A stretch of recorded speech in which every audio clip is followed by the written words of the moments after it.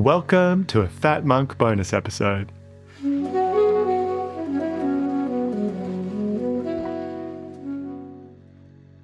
A short take on things Taoist. Written by Xiaoyao Xingzhe and read by Nick Dent.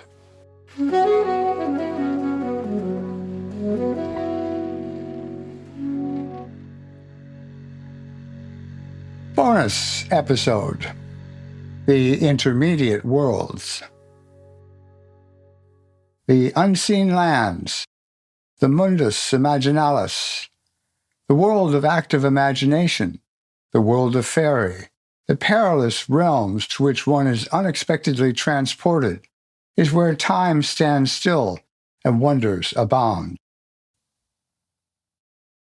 We have heard about such places all our lives, in story and legend, myth and fairy tale. And therein lies the rub. Because it is fairy tale, by definition it must be made up. There cannot be any truth in it, behind it, or underlying it. Fairy tales, we all know, are for children, gullible children. We adults, we know better. There's no such thing as magic, no such thing as other worlds surrounding us. There is only this hard, mechanistic universe, constructed like a machine out of particles, and which runs itself with rigid, incontrovertible rules. The thing is, this world we live in is so undeniably real. You hit your hand on a rock, it hurts. We take things and build stuff, and that stuff can be there for generations. We can plan our day because this mechanical world is so very predictable. And more importantly, we can make money. Besides, have a look at the alternative. Those vocal advocates for any other world besides this most obvious and excellent world we all of us live in are, quite simply, nuts. They take drugs, they're incoherent most of the time, or quietly intone humming sounds that lull you to sleep, waving their hands and generally giving off a vibe of, I know something mysterious that you do not know. Believe in me, and I will take you there. What happens most often is that they take you all right, for your money. And religion? They've been saying the same thing about other worlds for centuries, and now look at them, scandals from top to bottom. How can they be taken seriously? And yet, science has increasingly demonstrated the idea that what we see as the world around us is constructed from our own mind. Our eyes, ears, nose, and skin give us information about the world, but it is not complete. We know this because we have developed instruments that extend those senses, such as a microscope, in which a whole new world of microbes is revealed. We are overwhelmed with stimuli from the world around us, but that information is filtered by the limits of our senses. We cannot smell what dogs smell. We cannot hear what bats hear. In the past, we needed that filter for survival, to keep the species alive. Those who paid more attention to the iridescent vibe of that flower than to the tiger rushing down on them, did not live to pass on their genes. Also, it was not really important what made that particular tiger different to any other tiger. Just the label, tiger, was quite sufficient to trigger the appropriate response. Run like hell. So we label things like tree or chair or river, and then we tend to look at the label. Oh, it's just a tree. And rarely, if ever, see the actual individual tree in all its nuance. This is all good enough to get us around in the world, but it does tend to flatten everything. It gets boring just seeing the same old labels around us. It's just another tree, just another mountain. The whole point I'm trying to make is that we do not see the real world around us, even the supposedly solid physical bits. We see a representation of the world that comes from within us. It's like living in a house of mirrors. We only see ourselves, and then believe there is nothing else. But there are ways to escape this trap and they have been used since time immemorial to encourage the development of this facility, this ability to perceive the worlds around us. In our modern Western society, the biggest obstacle to even starting to expand this very human part of ourselves is disbelief. Again, the labels come out. It's make-believe, it's fantasy. We tell these stories to kids. We don't believe them. But a different form of seeing was the whole basis for Goethe's science.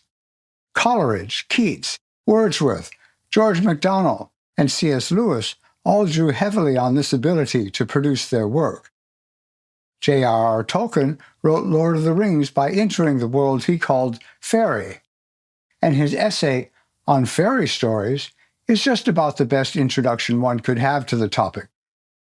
Henri Corbin, the great Persian scholar, describes how the sages of that country over the centuries perfected the ability to a high art. Corbin, like Tolkien, took great care to distinguish mere everyday fantasy from a developed, skillful, and conscious ability to enter deeply into this world that opens to us when we have learned to operate the faculty that is latent within all of us, but rarely developed. He even had a name for it, the mundus imaginalis. Iain McGilchrist, psychiatrist and author of The Master and His Emissary, said in a recent interview, "Intuition and imagination are now thought of as second-class ways of coming into contact with reality, perhaps leading us away into fantasy. But as I say in that book, and I'm constantly saying, fantasy is one thing, but imagination is the only chance we have to reach reality. It is not a matter of putting fancy-dress versions of the world in front of the world. It is clearing all that away so that for the first time we can see reality for what it is." Those of you who know the work of Wordsworth and Coleridge will know exactly what I'm talking about. So, how can we reach such insight?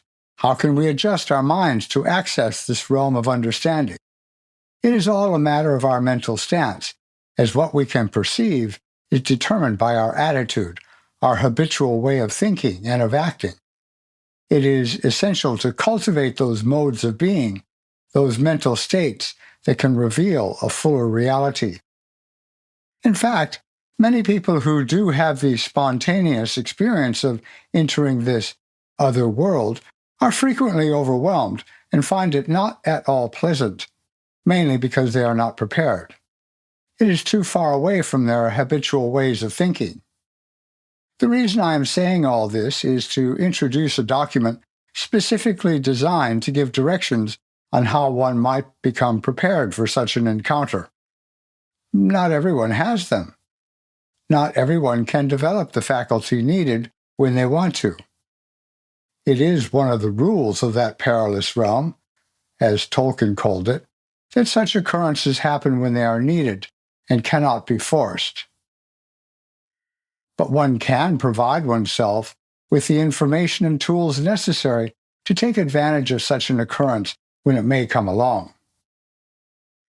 What I would like to do here is introduce a document written by a dear friend who has made an in-depth study of these things, which does just that, begin to provide the information and tools necessary to prepare you for exposure to such unfamiliar experiences. Making sense of nonsense. Introduction. There is a tendency to either dismiss, mythologize, rationalize, or reify the concept of subtle environments and imaginal realms. In doing so, these topics are effectively removed from the sphere of legitimate study, handicapping our intellectual and imaginative faculties and narrowing the horizons of our ever more impoverished human culture.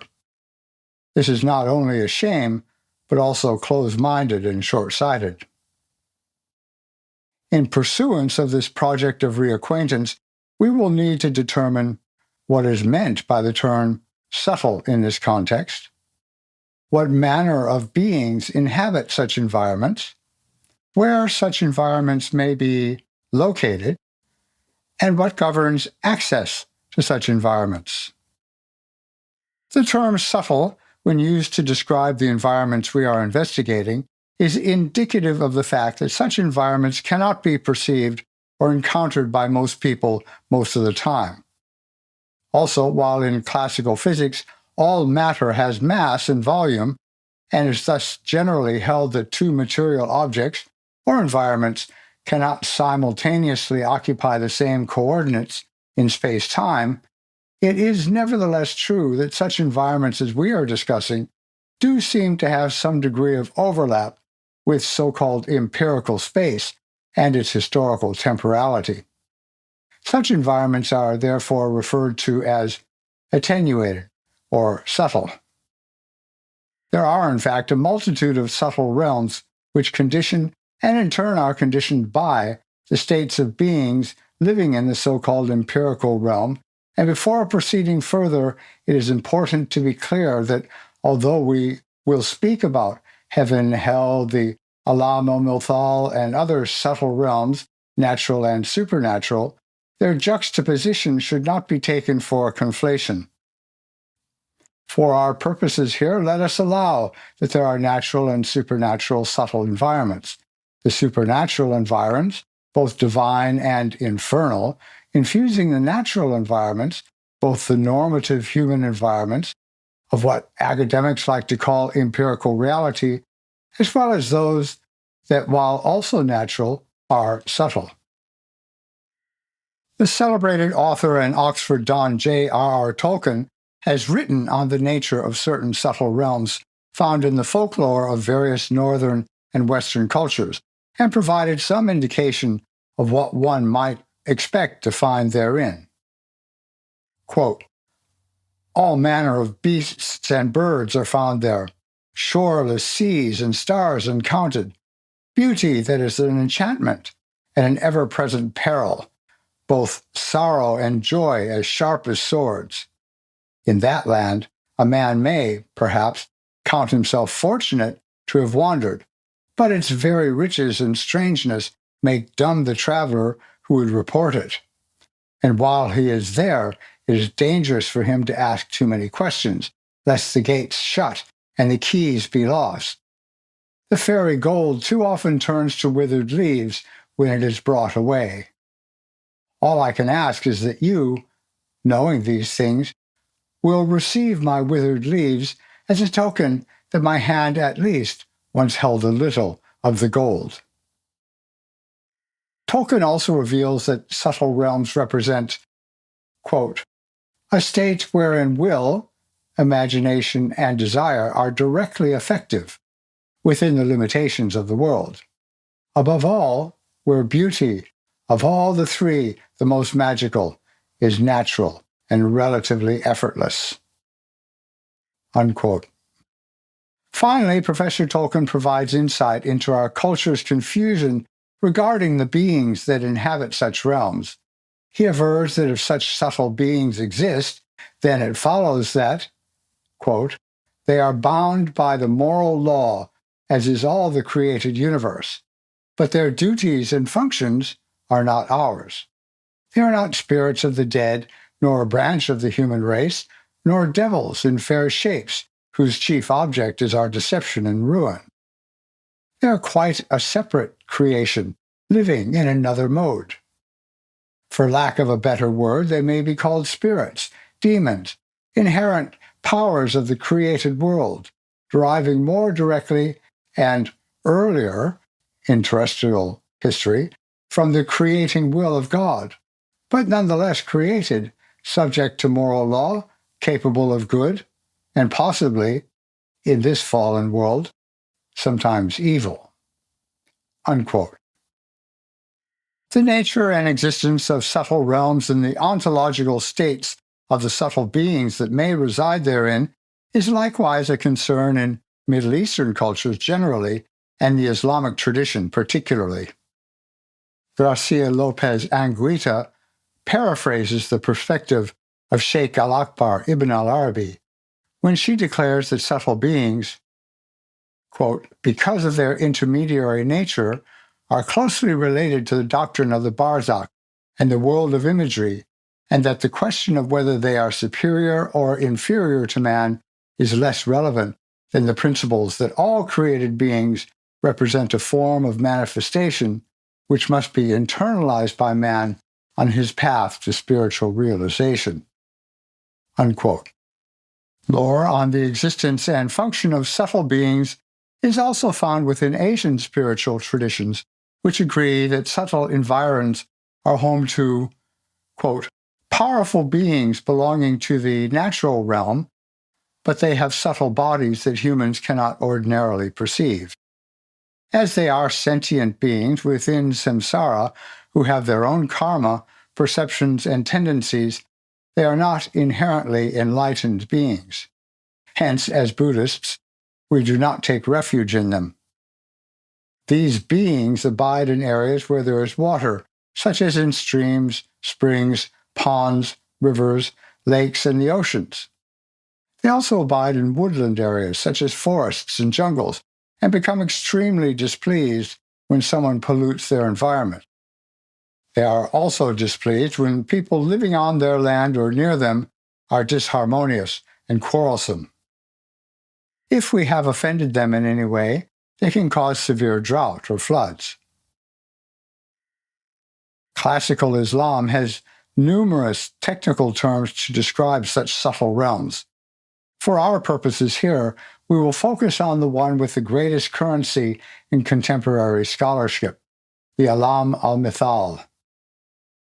The French philosopher, theologian, and scholar of Persian theosophy, Henri Corbin, describes the al-Mithal as a, quote, median and mediating universe, an intermediate world between the sensible and the intellectual, intelligible, an intermediate world without which articulation between sensible and intellectual, that is, intelligible, is definitely blocked.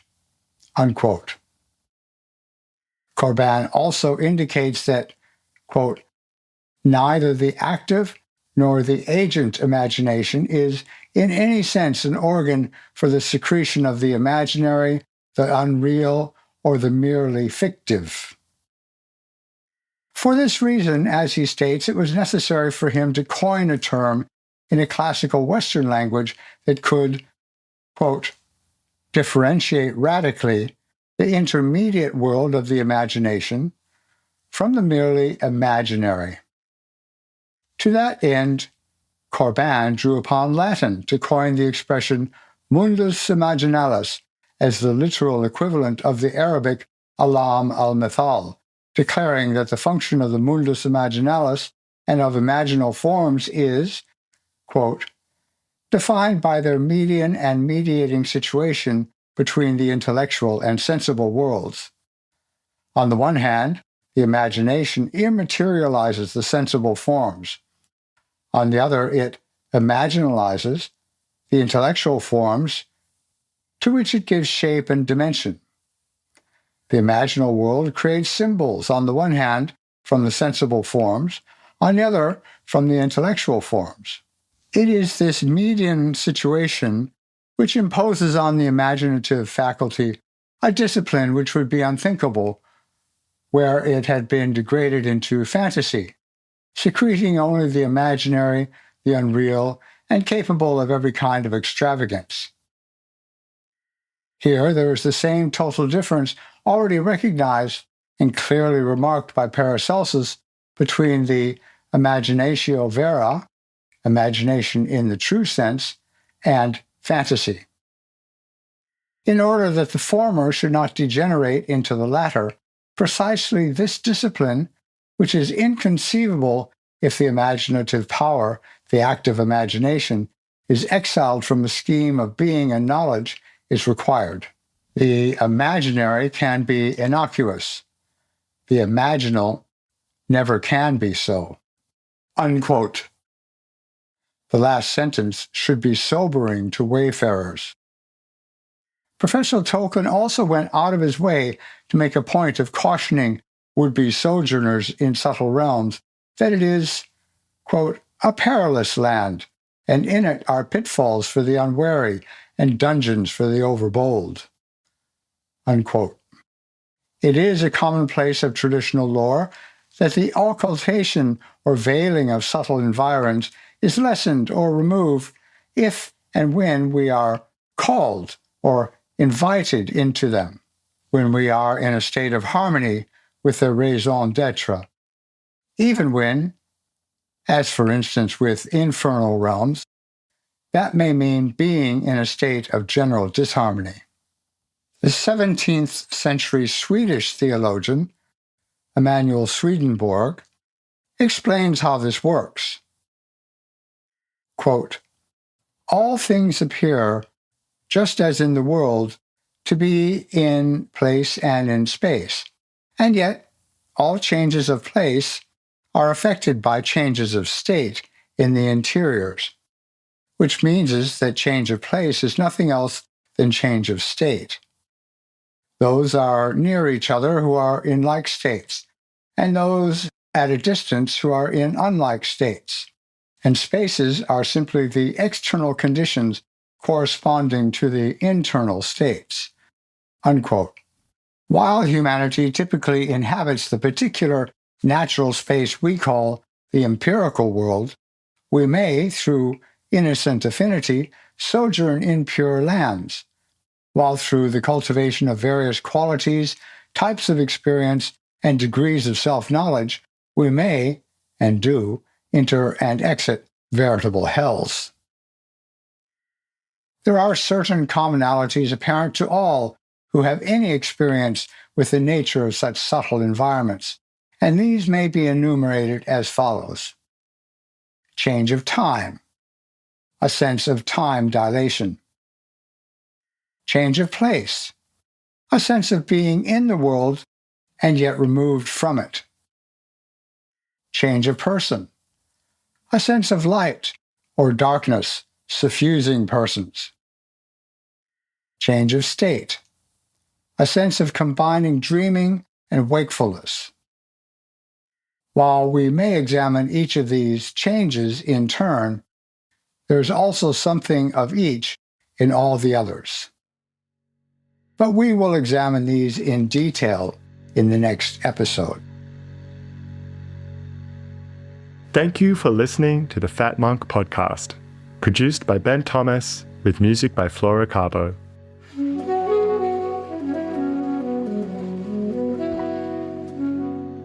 Please like and subscribe, and go to the show notes for links and further content. If you'd like to become a material supporter of the podcast, click on the coffee button at the bottom of the show notes.